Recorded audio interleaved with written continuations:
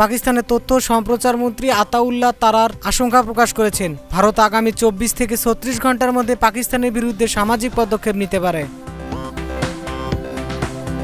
কাশ্মীরের পেহেলগামে হামলার পর ভারত এবং পাকিস্তানের সম্পর্ক তলানিতে পৌঁছেছে। ইসলামাবাদের বিরুদ্ধে নয়াদিল্লির কূটনৈতিক স্ট্রাইক ঘোষণা করেছে। এই আবহে 7 বছর পর ভারতের জাতীয় নিরাপত্তা উপদেষ্টা পরিষদ পুনর্গঠন করছে নরেন্দ্র মোদী সরকার। আর পরিষদের প্রধান হিসেবে নিযুক্ত করা হয়েছে ভারতীয় প্রাক্তন প্রধান আলোক জোশাকে। টানা 6ষ্ঠ দিনের মতো ভারত পাকিস্তান সীমান্তে গুলি বিনিময়ের ঘটনা ঘটছে। মঙ্গলবার রাত থেকে বুধবার ভোর পর্যন্ত জম্মু ও কাশ্মীরের নিয়ন্ত্রণ রেখা সংলগ্নে বিভিন্ন সেক্টরে এ গোলাগুলি চলে। এতে সীমান্ত জুড়ে নতুন করে উত্তেজনা ছড়িয়ে পড়ছে। পাকিস্তান জিন্দাবাদ স্লোগান দিয়েছেন এমন এক অভিযোগ তুলে এক ব্যক্তিকে পিটিয়ে হত্যা করা হয়েছে ভারতের দক্ষিণাঞ্চলের রাজ্য কর্ণাটকের রাজধানী বেঙ্গালুরুতে। বেঙ্গালুরু কুদুপু এলাকার ভাত্রা কালুত্তি মন্দিরের কাছে এ ঘটনা ঘটে।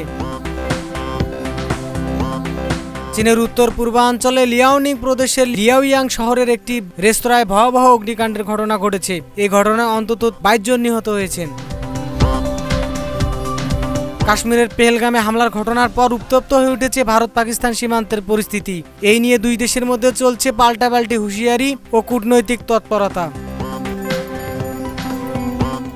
জম্মু ও কাশ্মীরের বন্দুকধারীদের হামলা এর সম্ভাব্য জবাব নিয়ে দেশটির 3 বাহিনী প্রধান চিফ এবং ডিফেন্স অনিল চৌহান, প্রতিরক্ষা মন্ত্রী রাজনাথ সিং এবং জাতীয় নিরাপত্তা পরামর্শক অর্জিত দোলাভালের সঙ্গে বৈঠক করেছেন ভারতের প্রধানমন্ত্রী নরেন্দ্র মোদী।